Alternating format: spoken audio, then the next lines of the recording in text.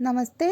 आज हम कक्षा 10वीं की छत्तीसगढ़ी भाषा व साहित्य से ये जिंदगी फेर चमक जाए पाठ को पढ़ेंगे, जिसकी रचना भगवती लाल सेन ने की है।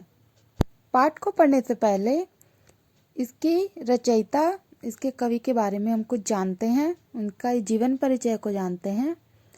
तो भगवती लाल सेन जो हैं वो छत्तीसगढ़ के एक लोकप्रिय कवि हैं और उनका जन्म सन 1930 ईस्वी में धमतरी जिले के देमार गांव में हुआ था। और उनकी कविताएं जो है वो किसान, मजदूर और जो उपेक्षित लोग होते हैं उनके बारे में ही होता है। भगवती लाल सेन एक प्रगतिशील कवि थे। उनकी छत्तीसगढ़ी रचनाओं में कविताओं के 2 संकलन, पहला नदिया मरे प्यास और दूसरा देख रे आँखी सुन रे कान बहुत ज़्यादा प्रसिद्ध हैं। 51 वर्ष की अवस्था में इस महान कवि का 1981 ईस्वी में निधन हो गया। अब इस पाठ को हम पढ़ते हैं। इस कविता की जो भाषा है वो छत्तीसगढ़ी भाषा है। इस कविता के माध्यम से कवि ने ये बतलाने का प्रयास किया है कि यदि हम अपने जीवन में नकारात्मक विचारों को त्याग दें और सकारात्मक विचारों को ग्रहण कर लें, उनको अपना लें, तो ये जीवन कितना ज़्यादा खुशहाल हो जाएगा। तो आइए आगे इसको पढ़ते हैं। कोठी माँ धान छलक जाए, ए जिंदगी फेर चमक जाए, झन बैर भाव खेती माँ कर, मन के भुस भुस निकार फेंको, हासो गोठियाओ जुर मिल के, सुनता के रत्ता झन छेको, गोठिला घलो ललक जाए, सुनवैया सबो गदक जाए, कोठी माँ धान छलक जाए, ये जिंदगी फेर चमक जाए। तो इस कविता के माध्यम से कवि कहते हैं कि जिस प्रकार कोठी मतलब क्या होता है, जो धान की जो कोठरी होती है, तो उसमें से जब धान भर के छलक जाता है तो उससे किसान कैसे खुश हो जाता है, वैसे ही खुशी अगर हमें अपने जीवन में भी चाहिए तो हमें क्या करना पड़ेगा, तो हमें अपने मन रूपी जो ज़मीन है उसमें सकारात्मक बीज बोने पड़ेंगे। और जैसे ही हम नकारात्मक विचारों को छोड़ देते हैं और सकारात्मक विचारों को अपनाते हैं तो उससे हमारे जीवन में खुशहाली अपने आप आ जाती है। झन बैर भाव खेती मकर, मन के भुस भुस निकार फेंको, मतलब जो एक दूसरे के प्रति जो बैर भाव रहता है, जो राग, द्वेष, गुस्सा, ईर्ष्या रहता है, तो उसे अपने मन से निकाल फेंको, उसे अपने मन में नहीं रखना चाहिए, उसे अपने मन से निकाल देना चाहिए। हासो गोठियाओ जुर मिल के, सुनता के रद्दा झन छेको, गोठियला घर लो ललक जाए, सुनवैया सबो गदक जाए, मतलब सब मिलकर एकजुट होकर सभी बातें करो, हंसो, और जो सुमति का जो रास्ता होता है उसको बिल्कुल मत रोको, और ऐसे ही हंसते बातें करते हुए अपना जो जीवन है उसे व्यतीत करो। हंसते मुस्कुराते बातें करते अपना जीवन बिताना है, ना कि एक दूसरे से गुस्सा करके, द्वेष करके, बैर भाव रख के या फिर ईर्ष्या करके। अच्छे हंसते मुस्कुराते एक दूसरे के साथ जीवन बिताना है। और हमारे विचार ऐसे हों, इतने अच्छे हों कि जो बातें करने वाला हो और जो सुनने वाला हो, उन दोनों को ही खुशी मिले, दोनों ही आनंदित हो जाए। आगे है,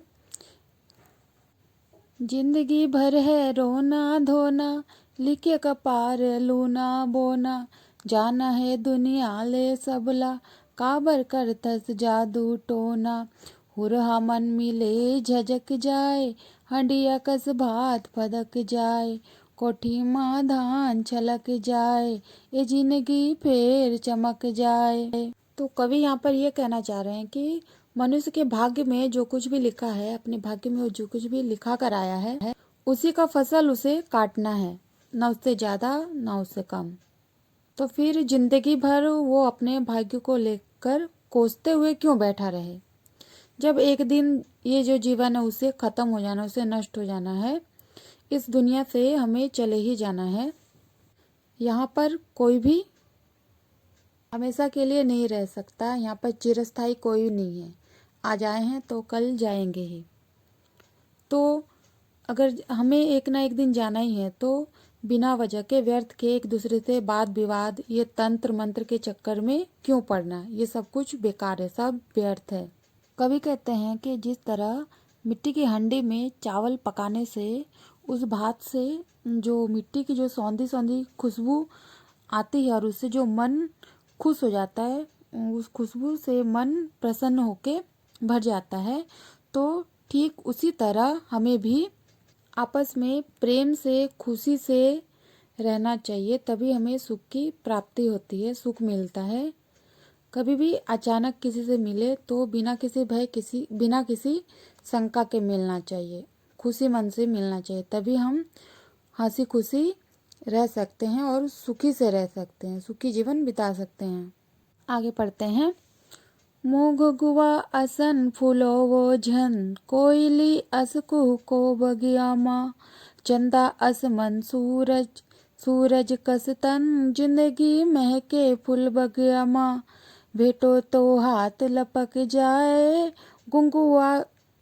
गुंगुआवत मया भबक जाए, कोठी माँ धान छलक जाए, ये जिंदगी फिर चमक जाए। इन पंक्तियों में कवि जो है वो ये कह रहे हैं कि अपने भीतर में जो प्रेम की जो आग है उसको सुलगने दो।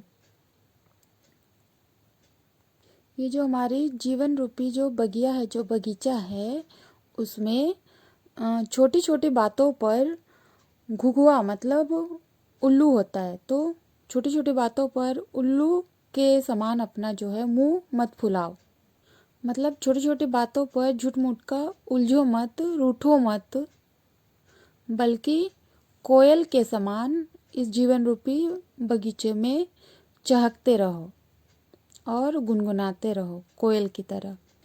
चंदा अस मन सूरज कस तन, मतलब चंद्रमा के जैसा मन शीतल ठंडा हो, और सूरज के समान तन मतलब सूरज के जैसा शरीर जो है उसमें तेज हो। और ये जो जीवन रूपी ये जो बगिया है, जो बगीचा है, उसमें तुम हमेशा महकते और हमेशा खिलखिलाते रहो। एक दूसरे से मिलने के लिए मन के अंदर जो प्रेम प्रेम भरा हुआ है, जो प्रेम वाली जो आग सुलग रही है, उसे हमेशा भभकने दो, उसे हमेशा धधकने दो, ताकि समाज में जो है हमारे चारों तरफ, हमारे जीवन में हमेशा खुशियों का माहौल बना रहे, खुशियों का वातावरण बना रहे। आगे पढ़ते हैं।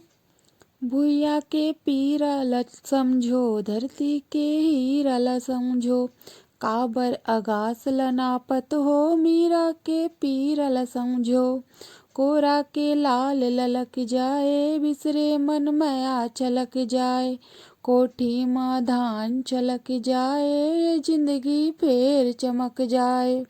भुइयां के पीरा ला समझो, धरती के हीरा ला समझो, मतलब कवि यहाँ क्या कह रहे हैं, कवि कह रहे हैं कि इस धरती का जो दुख है उस दुख को समझो, और इस धरती पर रहने वाले उन मनुष्य रूपी रत्नों को समझो। रत्नों को इसलिए बोला गया है ताकि आप अगर सकारात्मक सोच से सोचोगे तो मनुष्य रूपी रत्न ही है, और नकारात्मक सोचो तो आपके लिए कुछ भी नहीं है। तो उन मनुष्य रूपी रत्नों को पहचानो। कवि कहते हैं कि तुम आकाश को क्यों नाप रहे हो, मीरा का जो दुख है उस दुख को समझने का कोशिश करो।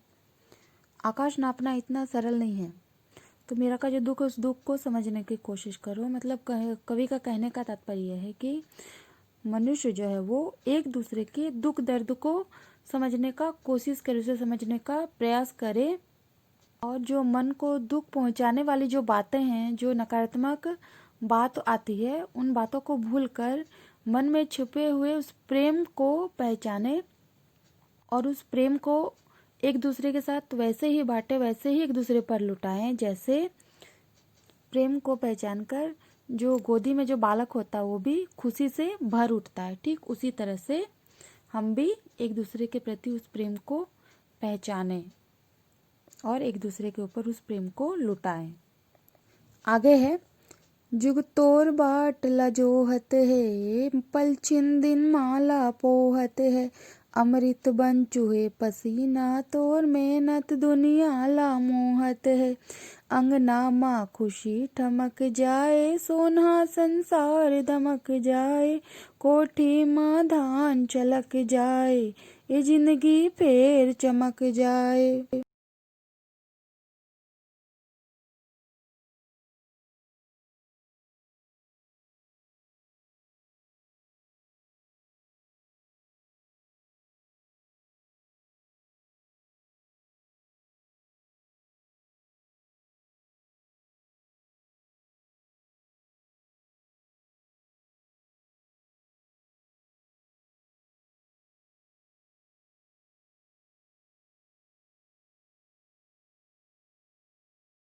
तो कवि ने इन पद्यांशों के द्वारा जीवन में परिश्रम का, मेहनत का क्या महत्व होता है वो दर्शाने का प्रयास किया है। वो ये दर्शाते हुए कहते हैं कि ये जो संसार है वो तुम्हारा रास्ता देख रहा है, वो हर पल हर एक क्षण तुम्हारे नाम की जो है वो माला गूंथ रहा है, और वो तुम्हारी इसी प्रतीक्षा में है, क्योंकि तुम्हारे परिश्रम से, तुम्हारे मेहनत से जो पसीना निकलेगा वो पसीना उस अमृत की तरह है जो तुम्हारे जीवन में जो है नए प्राण भर देगा। जीवन में जो है श्रम का, मेहनत का बहुत ज़्यादा महत्व होता है। मेहनत से ही मनुष्य जो चाहे वो हर एक चीज़ पा सकता है, हर वस्तु को जो है वो प्राप्त कर सकता है।